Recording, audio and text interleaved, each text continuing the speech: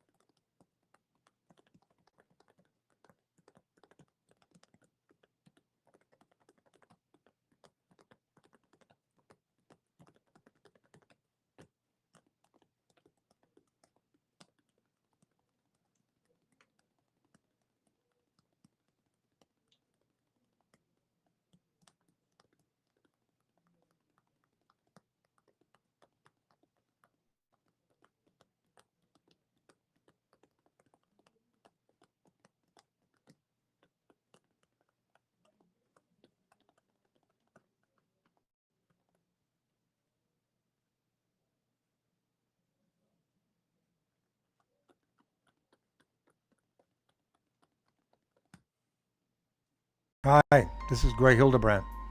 I've been a professional artist for 62 years. I've done a lot of artwork in that time, and I'm still just trying to get it right.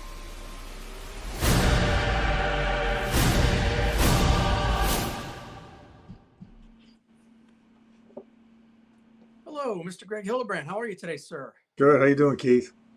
I am doing well, man. Very good. Doing well. So, first things first, I got to say congratulations because we finally saw the release date that has been confirmed for the Marvel art of the Brothers Hildebrandt. Right. So I know that book has, been in the making now for a couple of years, and then with COVID, the release date just kept getting pushed and pushed and Yep. pushed. So the official release date is February 23rd. Yep. But I got to tell everybody who's already watching and the people that will be tuning in, it is now available for pre-sale on the spiderwebart.com website, where you can just go into the homepage, click on the new art added, and you'll find the book there. And through the website is the only place they're going to be able to get this book signed by you, Mr. Hildebrandt. Yes, indeedy. So yeah, it's fantastic. We just got that confirmation from IDW, I believe. Yeah. Yes, yesterday or today we got that confirmation. So congratulations, sir. Thank I you. can't wait to actually have this book in my hands and That's to Talking about illustration, that's a lot of illustration in that book. that's a lot of illustration. And you know what? When I think that we should have a conversation about it when the book is in hand, and people are able to actually buy it and look through it and things like that. Yeah, we'll talk about it. That Marvel art series was quite the undertaking from what I understand. Yeah, it was. It was exciting as hell, but the deadline was very short, so we had a lot. Tim and I had a lot to produce in a very short period of time, but we pulled it off, and it was incredible. I enjoyed the hell out of it. It's great, Very cool. And I see behind you. It's still going on. I can't tell if you're sitting in front of the house now or. It's still, it's like, I don't know if it looks any different than last week when we were here, but you can't see that all this house is all shingled. And, once you start the house, you can't just fake it in there. Because it's a portrait of the house. Every shingle has to be done, lines and lines, and just measuring it and keeping your plumb line and keeping your horizontal and vertical and constantly going to the vanishing points and making sure the perspective is kept because you're freehand painting, and it's just it's time consuming. It doesn't you could spend a whole day and look like you got nothing done, that kind of thing at this stage. But mainly the house is almost all in, and I got all the landscaping and various lights and stuff to do around the house. I think you're missing a couple pieces of gravel in the pitch driveway. Yeah, here. Yeah, right there. Right here. There's a piece right there I got to stick in there. So anyway, it's just about done. Another few days, couple days. Finally. Oh man, it's looking fantastic. But I've done a couple other things since last week too. I've been a couple of commissions. I've done the layouts for them and stuff. You got to focus on that and whatnot. Yeah. And that's going to be anyway. So that's where we're at.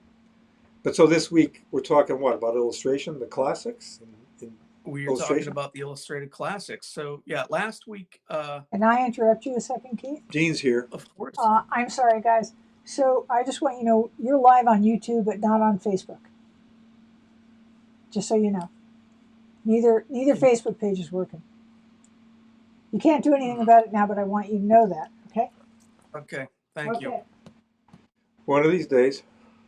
One of anyway. these days, we might get it right. Yes, when we left What? last week, we left off with a live stream of mentioning your illustrated classics, and you started getting into that, and we decided at that point, hey, today'd be a good day to have that conversation, and where you transitioned into that part of your career, all right? Yep. Because I think one of the most immediately noticeable things to me as a fan is that that's the first work that we are now seeing signed Greg Hildebrandt as opposed to just Hildebrandt. Right. So were those illustrated classics, was that the first thing you did as a solo artist? No, Gene had worked for 6 months on this project of the pre-production art or production design for a film called The Dragons of Krull, which eventually became Krull, directed by Peter Yates. And I basically ended up doing the project alone, and it became that was the first thing that I'd done, but it wasn't seen by the public, so I wasn't Okay. known. And like I say again, it never got used in the film except the glaive. I designed the glaive, this flying object that the principal threw around. That showed up in the film is my design, but other than that, almost nothing else did at all. The director decided he wanted another production designer, and so that, like I say, that wasn't seen by anybody with my name on it.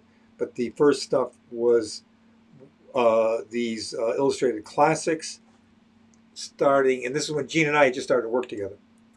And I had met Jane, and I'd been working with her brother for some years on Ursharak to getting that through to Hollywood. Joe worked on that, her brother Joe, with me.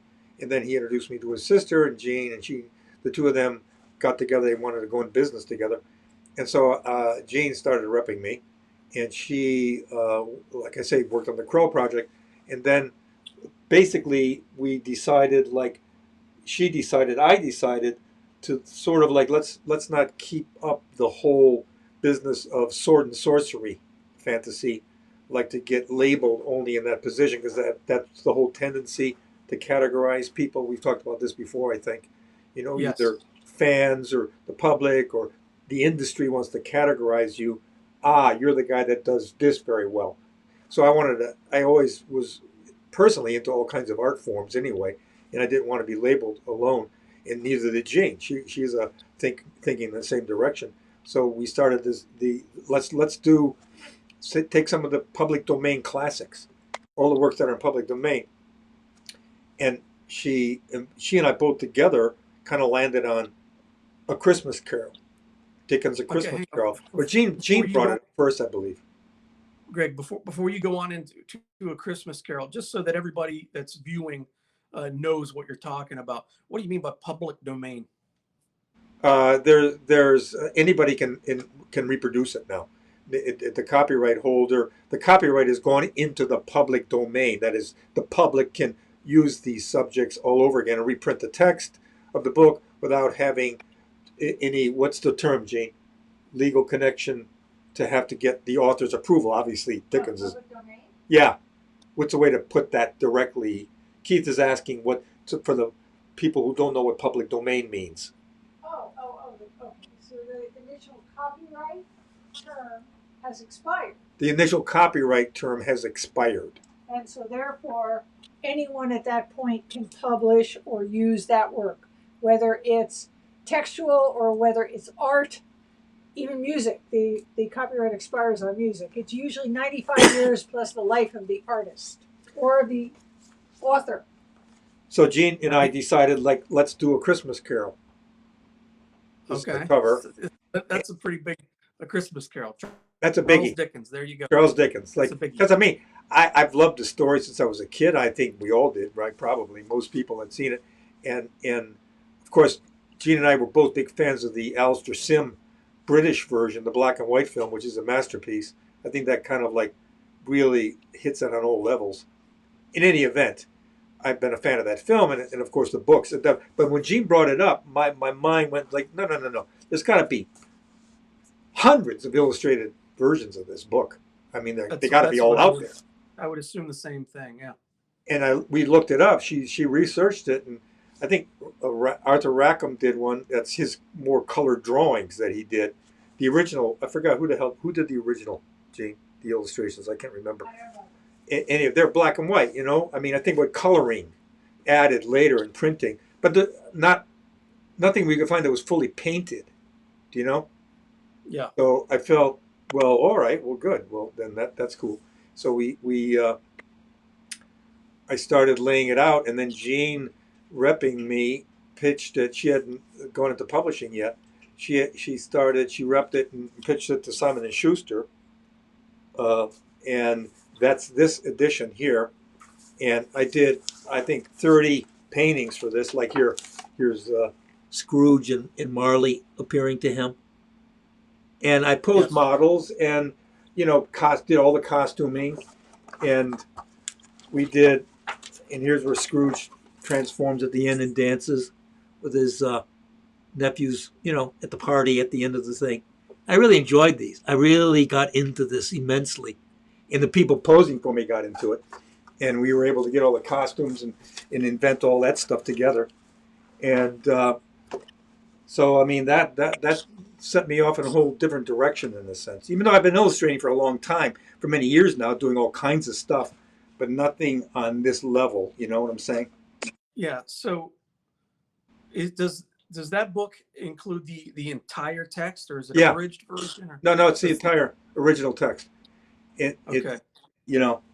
And then the second book we did was Greg Hildebrandt's favorite fairy tales for Simon and Schuster, Okay. also, where Gene and I both kind of, I had all my favorite stories. She knew had some, and we just went through all kinds of stuff. Not Grimm, the Grimm brothers, Hans Christian Andersen, others, stuff too, more unknown things.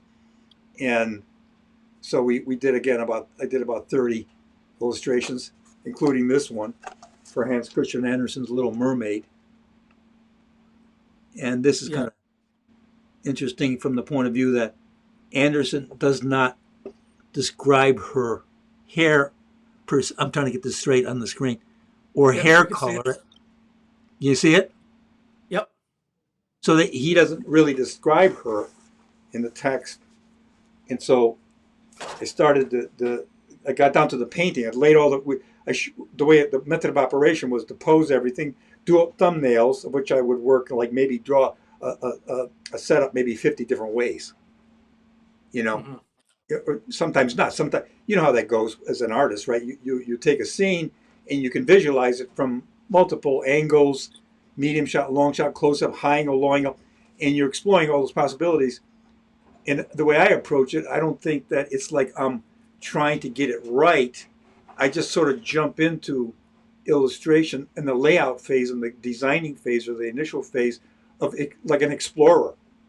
I think it's more like you're exploring all the possibilities of that scene. See, it's not like you're trying to get it right, so to speak. It's just like an explorer going through it. You know what I'm saying? An archaeologist digging, trying to getting at stuff that you're happy. Yeah, that looks pretty good. Well, let me try it this way. Let me try it this way. Let me try it this way. Sometimes you'll end up doing a scene 50 different ways. Sometimes you end up back with the very first thing you laid out. So anyway, I do that with all these. I'm doing that with these classics.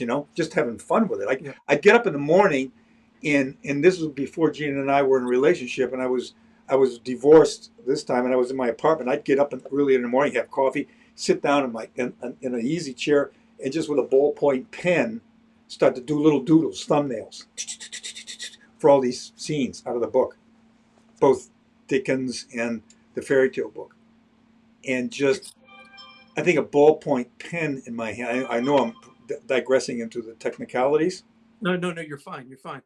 I wanted to back you up a little bit, but let's see. I want to hear this technicality.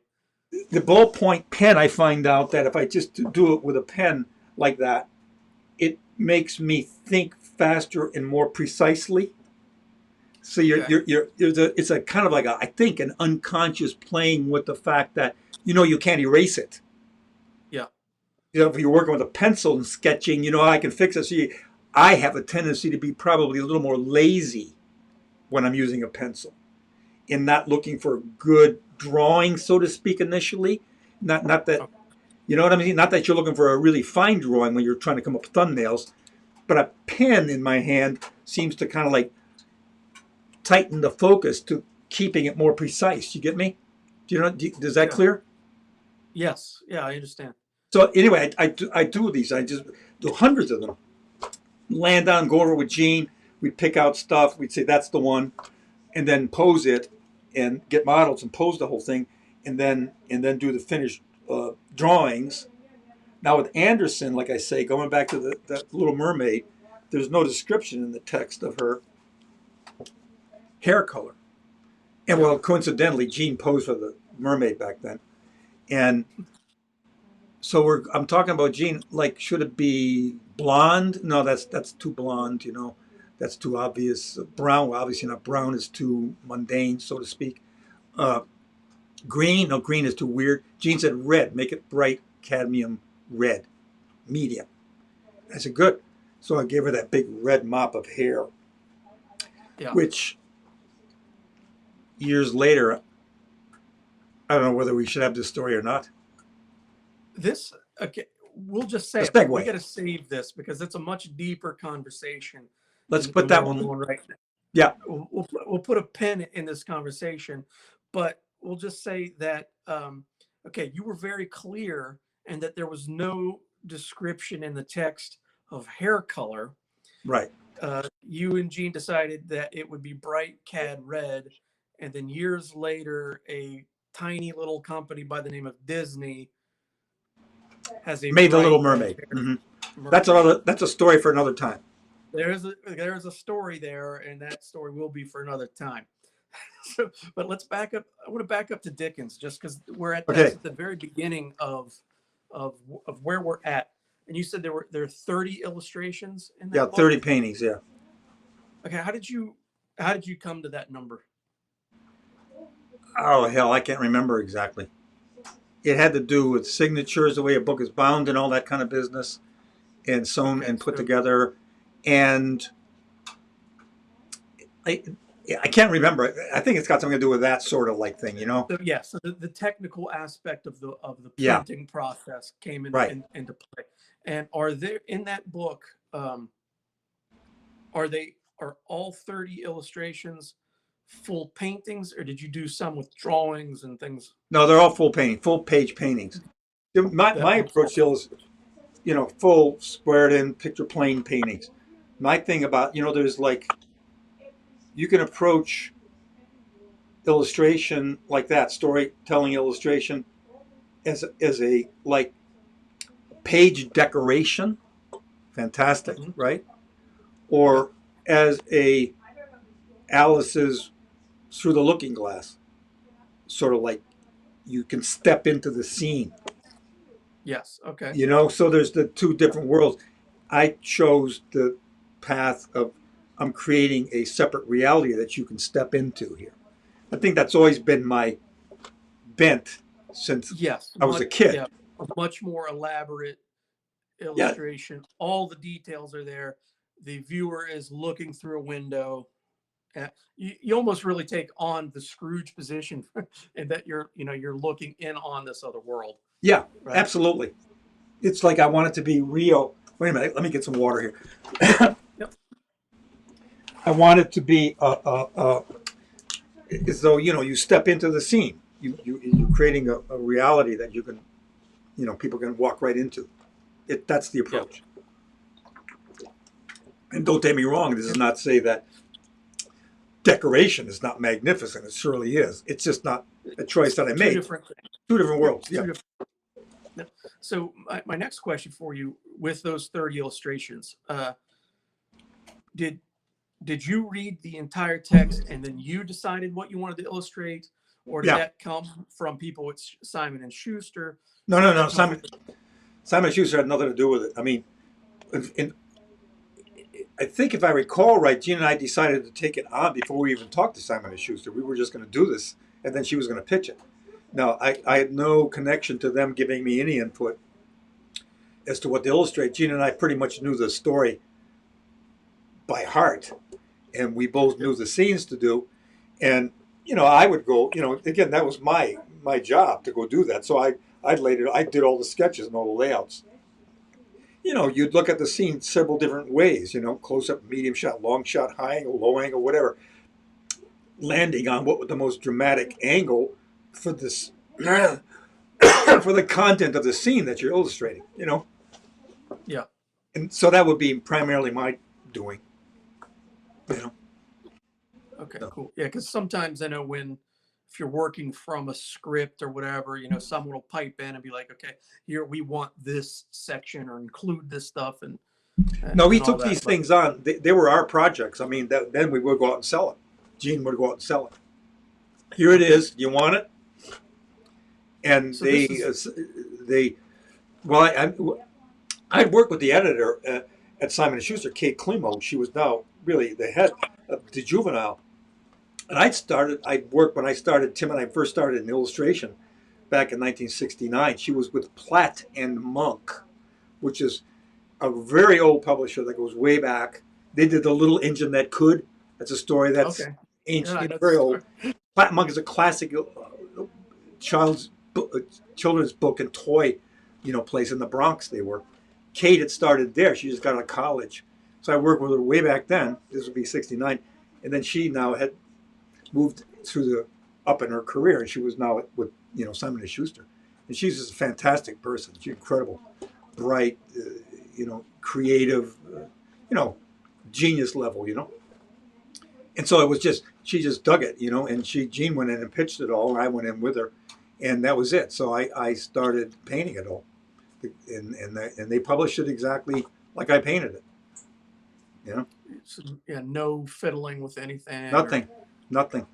And then the same with the second book, the favorite fairy tale book. They they left it up to me. I just did my thing with it. So coming out of A Christmas Carol, did you guys all sit down together and said, okay, this was successful, we want to do another book with you, go ahead and pick whatever you want? Or after they published the first one, did they go completely away again? No. Gene was constant touch with them. Okay. Gene's being the consummate connected person to reality and the business and the friendship that she creates in business. I'm much more, isolated. I think most of us are as artists, right?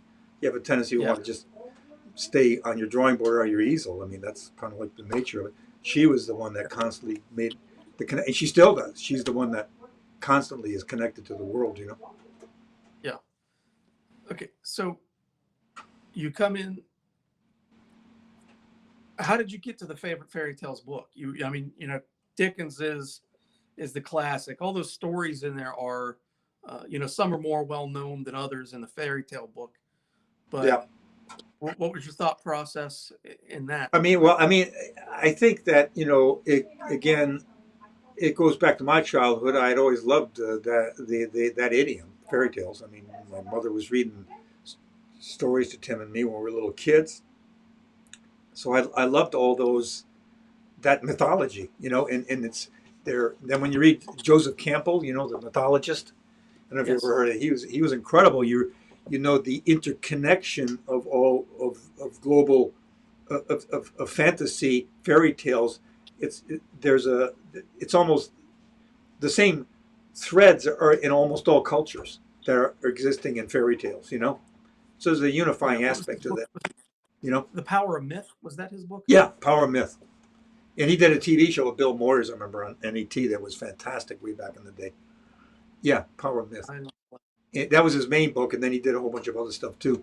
But that fairy tales have that interconnection, you know what I mean? Globally, there's all these archetypes, Carl Yeah. Jung's thing, you know what I mean?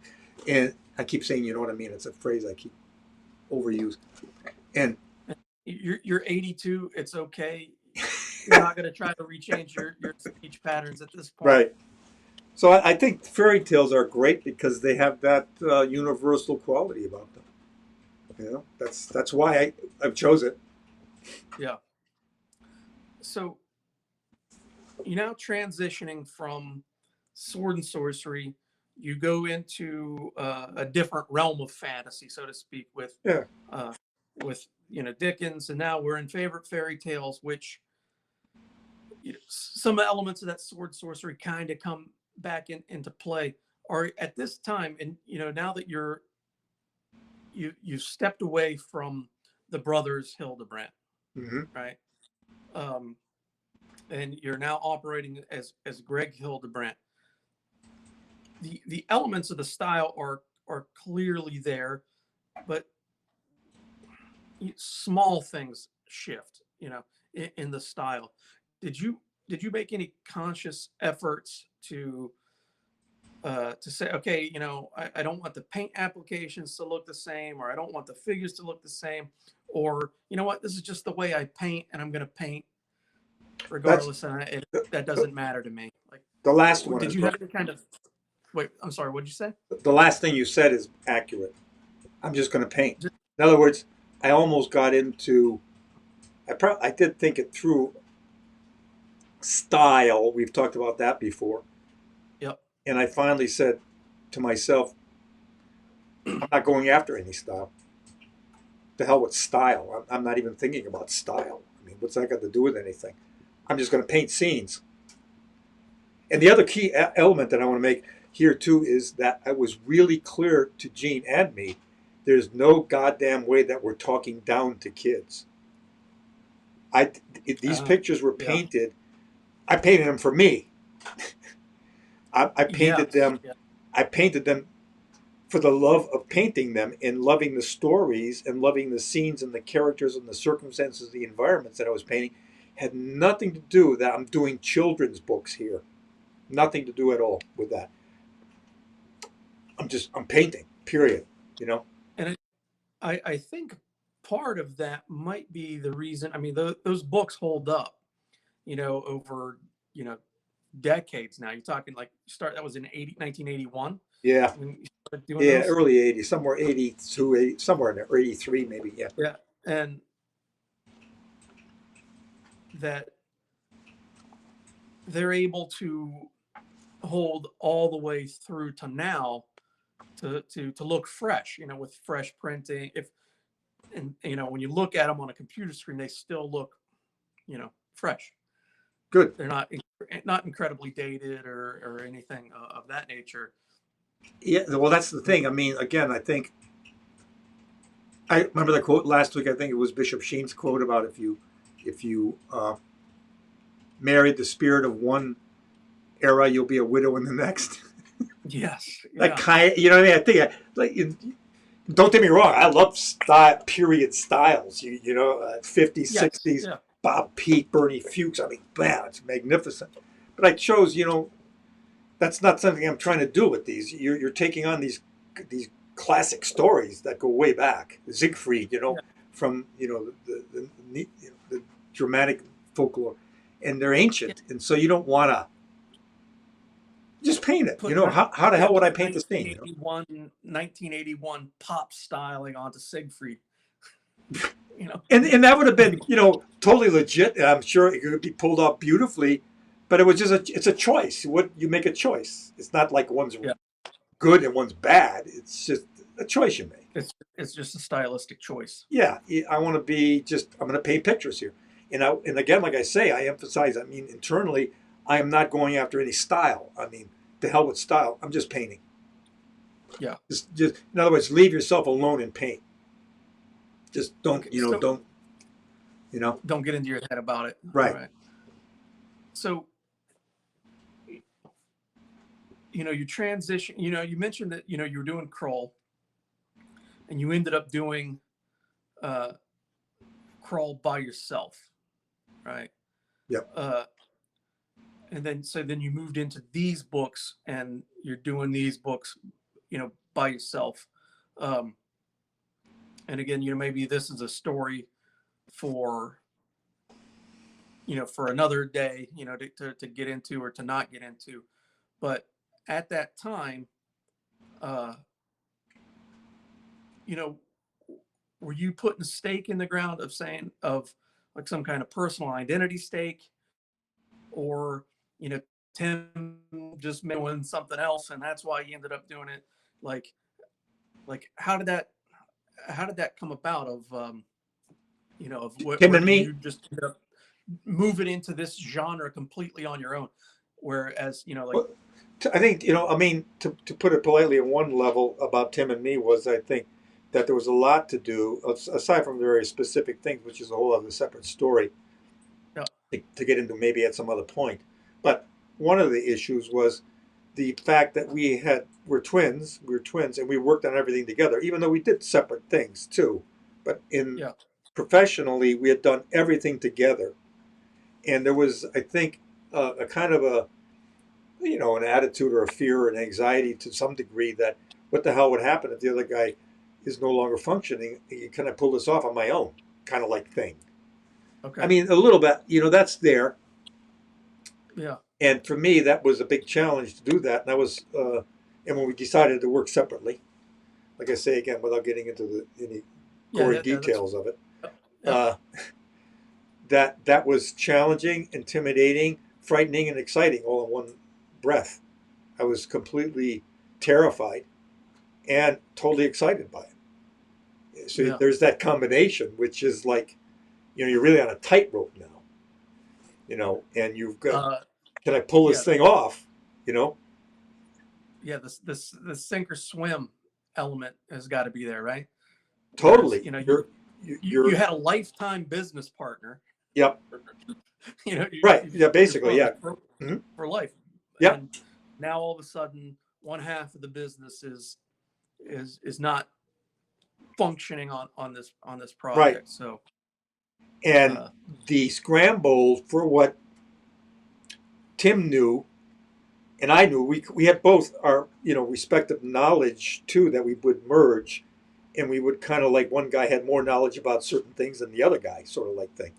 Now I had to go and quick scramble and run and figure stuff out that I didn't know before. And so, yeah, in a sense, that first book especially, I'm experimenting. Not to say that I still don't. I still experiment. That's always what it's all about. Is you're always trying stuff out. But there yep, was really hot and heavy and very active in terms of exploring possibilities. I'm talking about what colors to use. yeah, You know what I mean? Different yeah, yeah, breakdowns from highlight to shadow. What color do I want to go to in the shadow? I don't want to just repeat only what Tim and I did together. I also want to come up with stuff that I had never done before. I remember, that's, yes, stylistically very individual, yeah, right? yeah.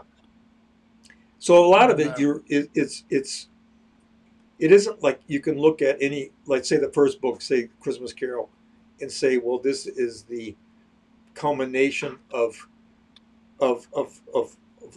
knowledge at a very strong apex. No, it was one thing along the way that I was still trying to figure out. You, gotcha. you know what I'm saying? I It, do, it I is do. is it working?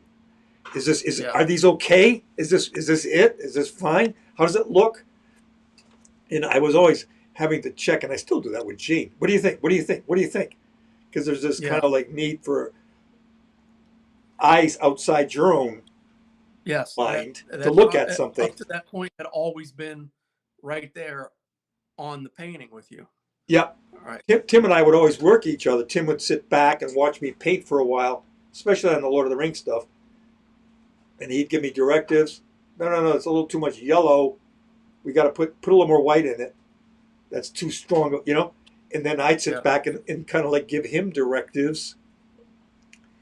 It would work like that, you know? yeah. Okay. And So now you I'm by myself doing all this stuff. And it was, like I say, terrifying and exciting, thrilling at the same time. very cool. So we got a question over here. So, you know, right now we've been focusing on the first two books. Yep. But how many did you do in total of all these illustrated classics? Do you remember? I think 14, something like that. The Okay. next one that we So- started was The Wizard of Oz. Again, that was in public domain. Yep. And then that's a whole other story. Okay. So with the how did you get to the question here is basically how did you decide the order in which you wanted to do the books? Did you kind of come to a conclusion of like, hey, we want to do all of these books, or did they come to you one at a time, based upon the success of the one before? How did you come to the? Well, Gene and I simply went through a whole bunch of books that we loved and stories that we loved and movies that we loved. It was highly personal. Like in the next one that I did right after here, we'll get into the whole breakdown of this creation, but The Wizard of Oz, Gene and I decided Dracula, one of our favorites of all time, and we both decided on them because we loved them, and we loved the stories, and we loved everything about it. Let's do this. It became like cherry picking all these great stories that we had, Peter Pan, Alice in Wonderland, on and on and on. We were just grabbing them. It's like you're picking fruit off the tree, kind of like thing, Yeah. And just the thrill of it. So, And then there's the terror. There was always the intimidating aspects for me because there have been so many people that had done this work, especially Alice. Yeah. I mean, when we got to do Alice in Wonderland, I said, "Oh my God!" First of all, I'm a big fan of the Disney film. I know it's people have decided for years that was a horrible animated film, and I don't think so. I mean, I saw that when the hell that came out, 51, so I was like 11 years old, 12 years old. That really re-triggered my whole obsession with animation, and I love Mary Blair's design, that very stylistic approach that she had and everything to design that whole film. So I had to get that out of my head, just to struggle to get that. The same with The Wizard of Oz before that. I struggled to get the Judy Garland movie out of your head. That's also another one there's a very iconic version of that out in the world. Yeah, going back to that one, because that's the first one. The next one after Favorite Fairy Tales books was The Wizard of Oz. All right, Is, hang on one second, Greg. So we got some more Yep. comments coming through. It's David Bunn, but I believe it's Steve Bunn who has commented before. Hi, Steve. Hello again, everyone. He asks, did you ever get to meet the Witch of Oz? Which we will say that yes, Margaret Hamilton. you did. Well, we didn't meet. Gene talked to her on the phone. Margaret Hamilton did the introduction for the book. Gene. Yeah. Remember? Yeah. Gene's idea was, let's get famous people to do the introduction to the books, and we decided, well, Margaret Hamilton was still alive, or we didn't know yet for sure. No, the point was, Keith, I wanted to have people that were part of a production, whether it was Broadway or film, of the classic. And so I contacted Margaret Hamilton's son. She was in a nursing home at the time. And he asked her, and she said yes. And he actually sat with her, and he wrote as she dictated. And it was actually the very last thing she did. She died a few weeks after she finished this introduction in this book. So it was always very special, especially since I posed for the Wicked Witch of the West in Greg's book. Gene posed for the witch. But that's a whole other thing, that great witch that she did with the green face and that classic witch costume and everything. You all that's there. I mean, I saw that film when I was a kid. God knows how many times. Blew my mind. I mean, you're a little kid in the theater watching this black and white, it was more sepia tone movie. You have no idea what's coming up. I'm watching. I'm a little kid. I mean, I'm probably 8 years old, 7 years old. I remember it was with my grandmother. I was staying at her house, Tim and I, when she took us to see that film in this little theater in her neighborhood. And you're watching this thing, and all of a sudden when she steps through that door, it's Technicolor. It's like, whoa! It was like, you talk about magic. And so that movie has always been there. The characters, the costume, the production design, all of it, And then, you take it on, you say, what the hell? I'm going to do this now. Well, you have to get that completely out of your head. Well, now you're stuck with Baum's original text now. Stuck with it, I should say, because that was the effort. We're not changing anything. We're not doing an interpretation. We're not doing our take on it. You're taking the original manuscript, which I found. Gene's effort was to go to the original text and reprint the original text. And fortunately, or synchronistically, I've been visiting my mother in Michigan and went to a flea market, or a garage sale. And there underneath of a counter was a big cardboard box. Pulled it out. Mother says to the lady, what's that? She pulls it out. It's all the Oz books. They're all the first printing of all the Oz books. Because, I mean, there was like 41 books in the original series. Yes. Yeah. And including the first printing of the original book. And so there was in this garage sale. And I forgot, my mother bought it. It was like some ridiculously low sum of money. I don't know, $2, I think. So, I mean, the books weren't in great shape. Let's put it that way. They weren't mint condition. All right. Yeah, but it was there. There they all were. So that's the edition that Gene had. Then the typeset from that book, I think it ends up, once it goes into print and it's out there, our version of it, you know. Yeah. There's, I don't know, how many typos were there, Gene? There was. In the original manuscript? Yeah. I don't know, probably 50. There's like 50 typos in the book, which were in our book also, because that was the original, this was the original, you know, first printing. People were writing letters complaining about it. Did you know there's a typo? Also, key in that book was the great thing they did in the film, the Judy Garland film, was give her ruby slippers. In the book, they're silver slippers. Which they made that decision because it showed up on film. Much better on film, and it does. It shows much better up. I mean, it was, just as an artist, I mean, those ruby red shiny slippers are much better than silver slippers.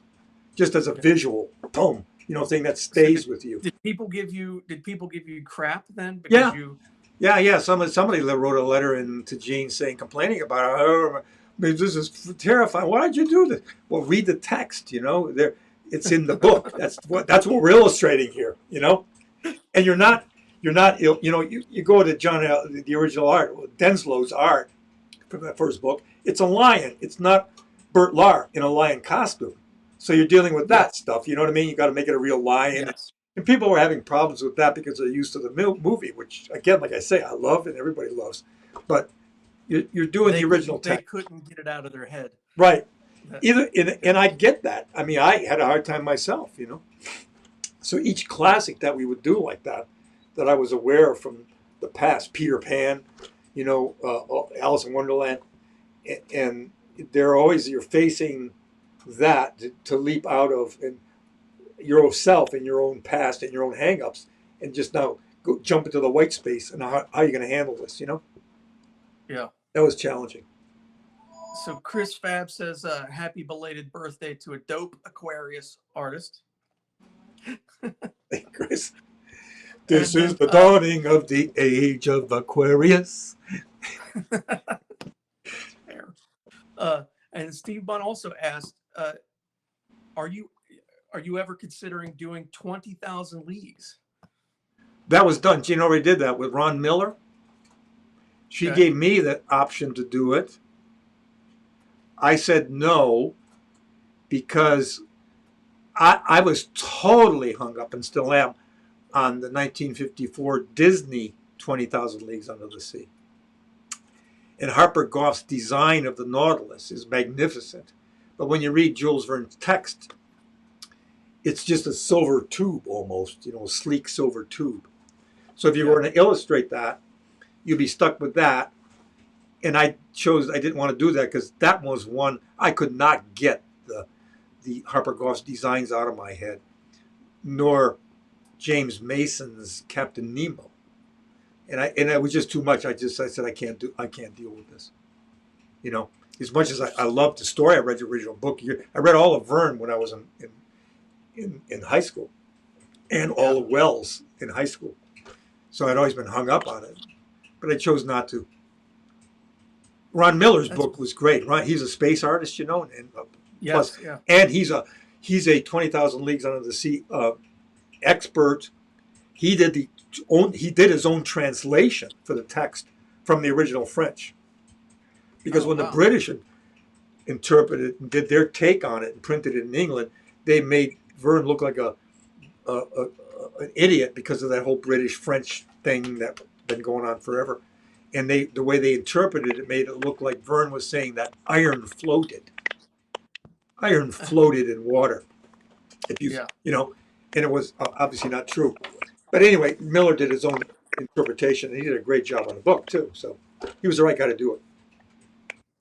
So yeah, so no 20,000 Leagues No, for Greg, but that's interesting. I didn't know that that you had turned it down yeah. specifically for that reason. In fact, N.C. Wyeth, one of my favorite illustrators of the past, had turned it down also. Not for those reasons, obviously. There was no Disney movie. He just thought it was he was not too highly technical. He didn't want to do technical stuff. He was much more, Okay. A non-technical guy. In fact, he despised technology. When you read some of the stuff of it, I know I'm digressing. But N.C. Wyeth railed against technology and the automobile and the trains cutting across the landscape and railed against the automobile, this monster. You read a whole letter that he wrote of this car driving up his side drive, and it's like a monster coming up the side drive. And he railed against the trains cutting across the country. How did N.C. Wyeth die? His car broke down. His car broke down on a railroad track, and a train hit him. A car that he eventually had to buy or bought for some reason. Is that freaking insane or what? That is wow. I that might be the most bizarre twist of irony Yeah, very much so. I've ever heard. And I don't know what time. I don't have access to my clock. I don't know where we're at in time. 4:45. 4:45. Okay, so that actually is a good spot to bring us into. We were talking about The Wizard of Oz and your first two books, Simon and Schuster published. Yep. Right. But I have noticed that Wizard of Oz, which was the third book in your series, is not published by Simon and Schuster. It is published by Unicorn Publishing. Is that correct? That's correct. Unicorn Publishing. So how did you get involved? What is Unicorn Publishing? It's a publishing house that Jean had formed with her brother. And they were... What's that? Go ahead. They had decided to start a publishing company and were exploring various publishing ventures, not landing on illustrated classics at all yet. They had started the very first publishing, the first book they published, of all things, was a soccer training book with Pele, which is like totally unique, and it was beautifully done. They got a Sports Illustrated photographer to shoot him doing all of his stuff, and that's a whole story in itself that Jean could tell, because I wasn't involved with that at all. She was. Yeah. And she worked with Pele and his manager, and it was a great experience. But and then they started other ventures. They did what did you call them, Jean? Social. She did a book with a psychologist who had been falsely accused of molesting his child completely in a horrendous divorce. And the guy totally lost his business. He lost everything. Jean took him on. She believed his story and published a book, A Question of Innocence, which, he finally was exonerated. But I mean, go and tell, being a psychologist, go tell that to people now. False accusation is one of the worst things in the world. Somebody telling lies about another person, I don't care what the hell the lie is about, is so goddamn destructive that once that lie is out there, it starts to be repeated over and over again.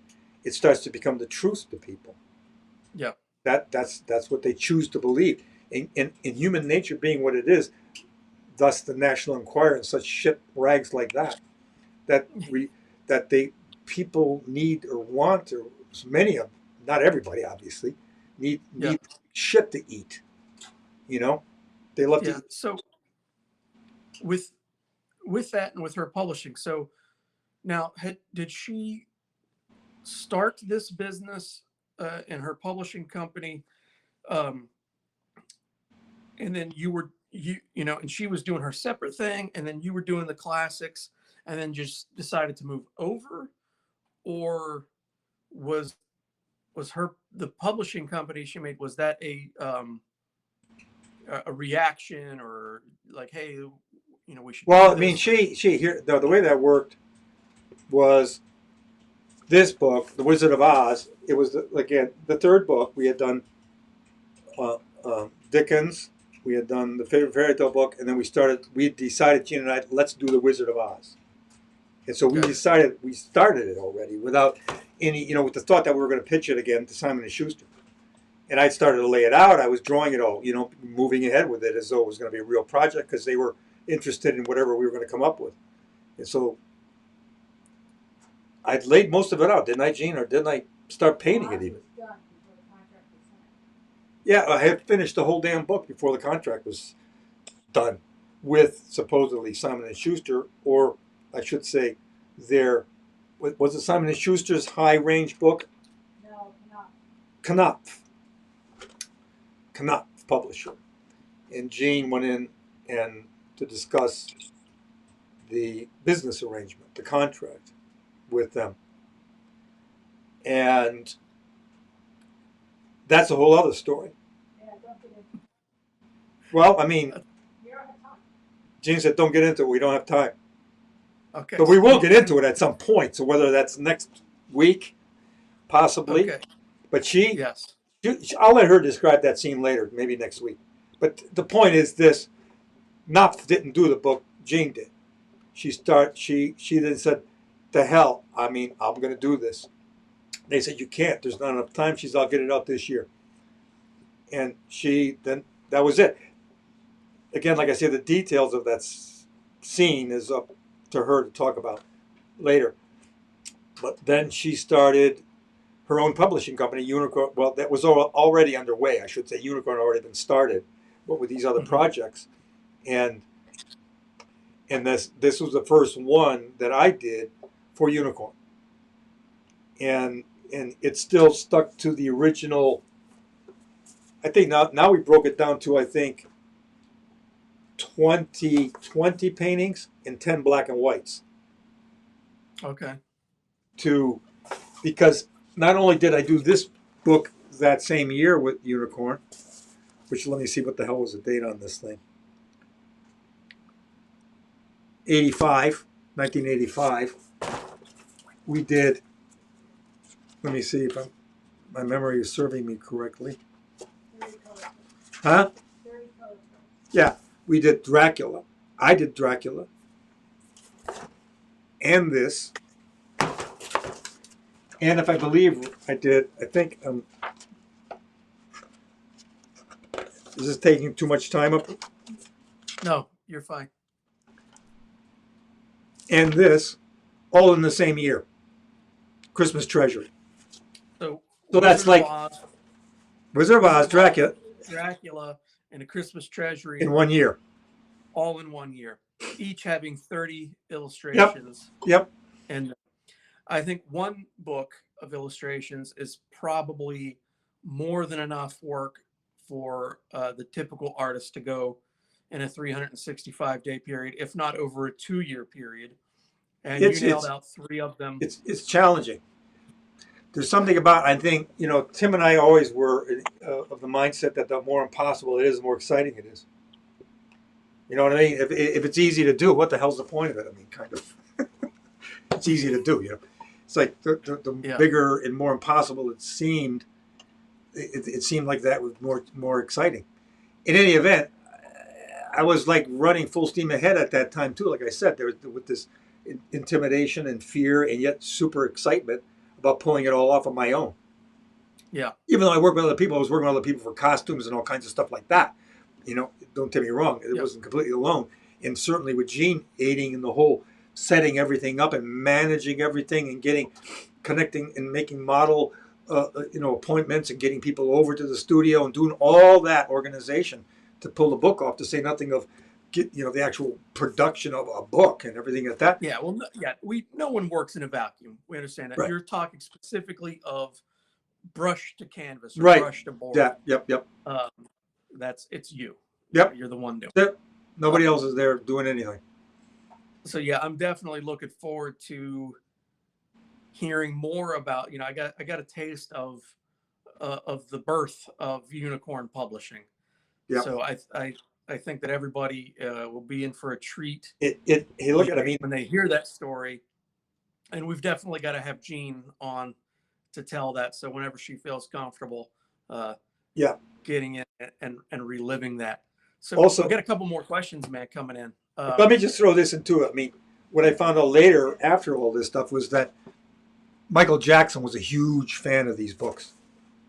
He was nuts about it. He had every single one of them in his library. Okay, what's the questions? So off of the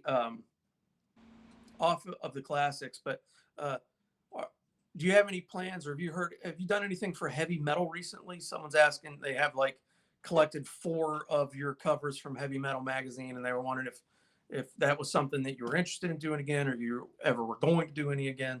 I love heavy metal, and I would love to do more work with them. I haven't talked with them lately, have we, Gene? Well, No. we haven't talked to them lately, but it's a whole new setup that they've had for several years now.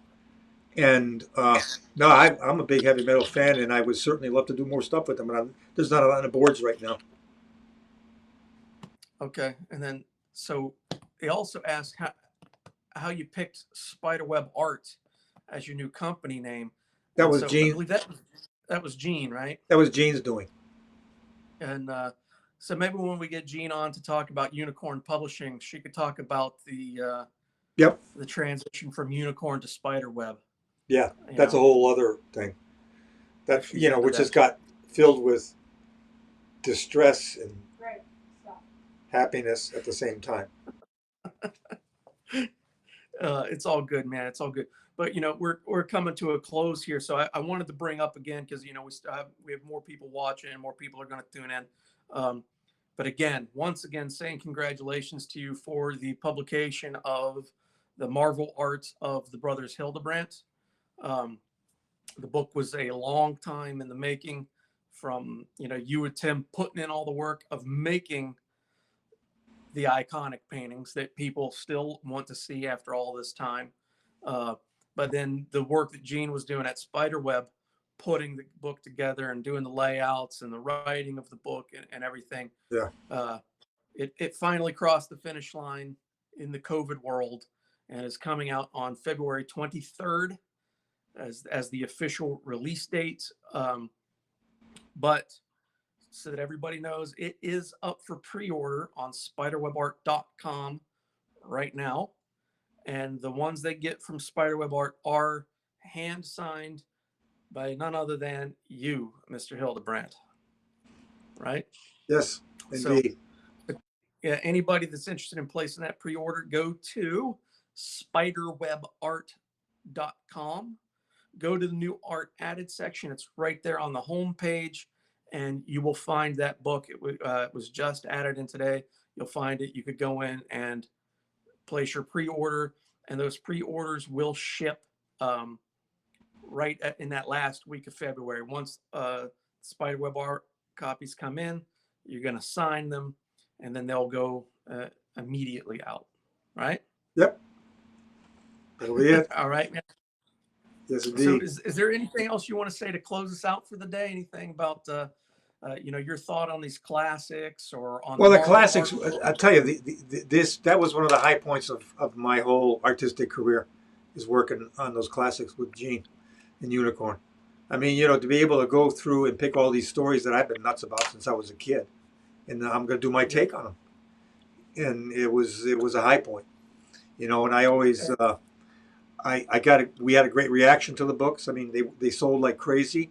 It as a consequence, every damn publisher, you go to the Barnes and Noble, and you'd see as these things got more popular, everybody was bringing out the classics and doing the. Gene's thing was too to do this leather bound, not leather bound, but cloth linen with the tip. You can see the shiny page tip Yes. on, like the old Scribner books. That was her objective, was to have them classically done. And then right after these started to get popular, you go to the store. How many times you'd see the classics being reissued again in sort of like a high class sort of like bound manner. It was kind of interesting. But that was great to see that they're bringing back all. Stories, What? sorry, the stories themselves are timeless. They're classic, Yeah. and I can say that the work you put into them does not distract from the story at all. You brought something to the table with each of those books. Your work across the board in those classics really is, like other than we talked about your dream images and stuff like that. Your work on the classics is probably my favorite stuff that you've done Thanks. in terms of just execution, composition, feel, everything about them. Thanks, Keith. I mean, I can go on and on and on, and I think that as we keep going on this, they definitely deserve more attention in these conversations where we break down, Pinocchio and Peter Pan, Robin Hood. Right. We didn't get to any of those. We focused on the pre-unicorn days. Right. But yeah, I mean, there's something to be said for the quality of the art, but the quality of production that came out in those books. Obviously, all of those books were manufactured with love and an extreme attention to detail. The binding on those books is superb. I have my copies that you guys gifted me 20 years ago. I've read them. My kids have read them now, and the binding on those books are tight as the day that I got them. That was high quality stuff, man. Yeah. So I can't. They need more attention. Just the book process, those illustrations, and I look forward to those conversations and the birth of Unicorn. I really do, man. I think we could talk about it more next week if we want. Depending on what subject we're going to land on, it can always come up again. I mean, yes, it sounds good to me, man. Sounds good to me. Good. And so, people chiming in, they heard you mention Michael Jackson. They want to hear more about that at a later time. That's a whole other thing. Thanks. We'll do that. We can do that next week. All right? Sounds good to me. And Marlon Brando. Marlon Brando looking at my art. Michael Jackson and Peter Pan next week. We can do Michael Jackson, Peter Pan, and Marlon Brando next week. Sounds like a good time. Sounds like a good time. It's interesting. It's different. Okay. And then once again, everybody who's watching now, and to everybody that's going to tune in and watch this thing later, if you like what we're doing, please subscribe, hit like on this stuff, and share it. We are not professional broadcasters or YouTubers by any means. We always come up with some kind of goofy glitch that we're really trying to work out. But if you like what Greg has to say, it's really worthwhile, to get it out there. You are a treasure, man, and I appreciate your time every single week.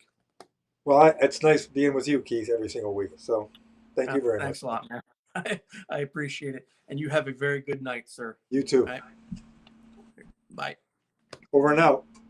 10-4, Eleanor. God.